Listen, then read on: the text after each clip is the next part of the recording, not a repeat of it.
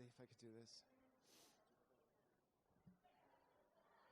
Those of us who grew up with Andrew know that when we were kids,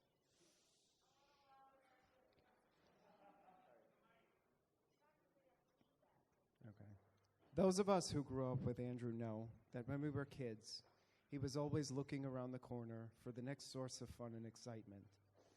And in that pursuit, as all of my cousins can attest to,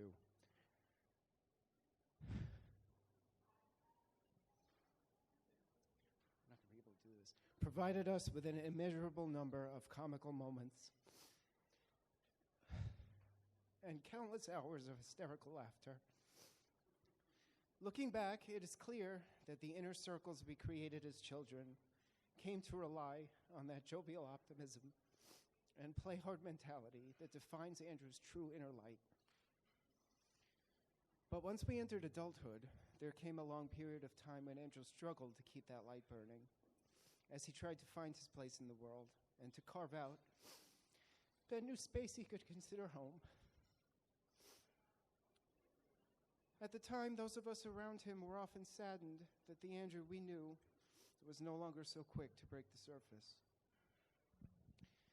But all of that changed rather quickly when Andrew and Jeremy met. As I was putting my thoughts together for this, I came across a saying: to love someone is to see all of their magic and remind them of it when they have forgotten. I truly believe that it was because of Jeremy that we have seen Andrew's light restored and that he has finally found that sense of completeness he was searching for so long. And it definitely seems to work both ways. From the time I've spent with both of you, I can see that it is your ability to tap into each other's magic so easily and bring out the best in one another. And that is one of the reasons you fit so perfectly together and are destined to live a long, happy, and laughter-filled life together. Jeremy, we love having you in the family. Congratulations.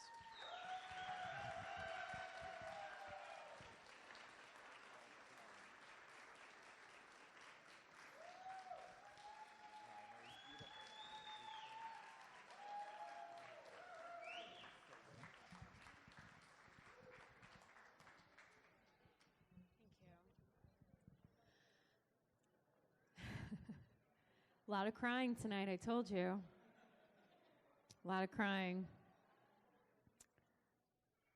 All right, I'm not going to mess this one up, I swear. Now I'd like to welcome our second toast, Jeremy's brother / best man, Josh.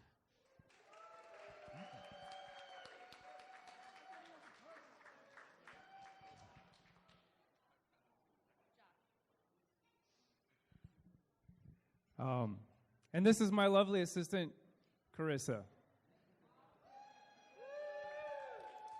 Okay.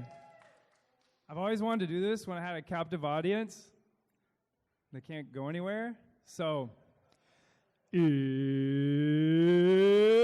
time! All right. So, in a distant prairie land far, far away, a few days before Halloween, my little baby brother was born. Little did I know how much of a threat that little brown boy would be to me and my current reign as Golden Boy. Not long after his birth, I lost all custodial rights to my brother to my older sister. That's also my cousin. We do things differently on the prairie, okay? No judgment. I mean, we've all seen Tiger King. Moving on. During Jeremy's toddler years, his non-ginger, lovely little locks began to sprout the most vivacious and turbulent little curls we've ever seen on a Kirkendall before. Unfortunately for me and my attention-seeking self, this only gave Jeremy more attention from the unofficially official custodial sibling, Carissa. My sister. That's my cousin. Anyways, all right. Pay attention, pay attention. Now, Jeremy became the first and original Kirkendall with his curly locks and bouncy boy hair to get to play makeup and dress with Carissa. Well, Or by, well, you know, Carissa, it's my sister, but my cousin. Anyways, so years later, he finally decided to cut that stuff off, and became a man, like his manly, prepubescent, lower 5th percentile older brother. He started dressing like me, stealing my clothes. He took French like me, played soccer like me, played baseball like me, and became the most popular guy in school, just like me, too. Anyway, he eventually went on through his rebellious stage, search for identity stage, where we all go through that, where he was nothing like me. Simultaneously, my older macho friends like to remind me how little brothers weren't cool. Where did I go? Crap. Oh, they would tell me, we'll never meet any hot chicks if you invite your baby brother out with us. So wise as I was in my 16 years, I took their advice, and my brother and I took a sabbatical. There, thank you. Fast forward 4 years, my brother now 16, myself 20, somehow we got miraculously reconnected. Perhaps it had something to do with the fact that he always had a plethora of beautiful women around him, probably just a coincidence. Nonetheless, we galvanized the brotherhood we once had, and the 2.0 version was even better. Church camp days, where we would walk around, people would say, "Are you guys brothers?" And we would say, "No." Yes. We would take dance classes together, no judgment. And eventually, days, I would get to go visit my baby brother in the Big Apple to see him, going to the dog park, getting some coffee. Moving on. I practiced that part a lot, too. One thing has always persisted in our brotherhood is our fierce competitive sides.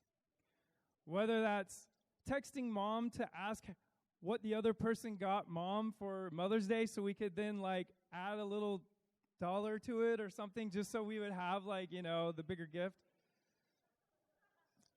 Or to see who had the most flexibility on the dance floor. I never won that one.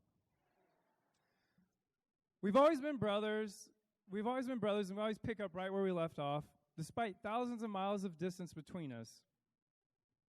And then came Andrew, the ultimate threat.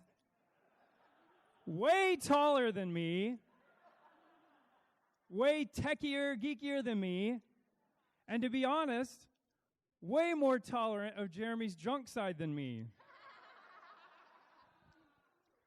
I knew I had finally met my match.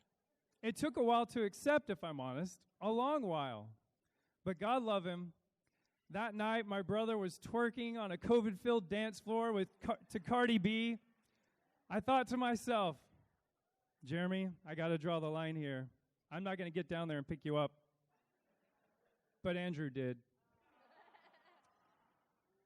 And I knew at that moment, Andrew's the real hero for Jeremy, the real role model he needs, and the lover that he's always wanted. So, please raise your glasses to the second best looking Kirkendall and his outstanding husband. Wait. No, he's my favorite. Woo! Congratulations, guys. Imagine me and you, I do. I think about you day and night.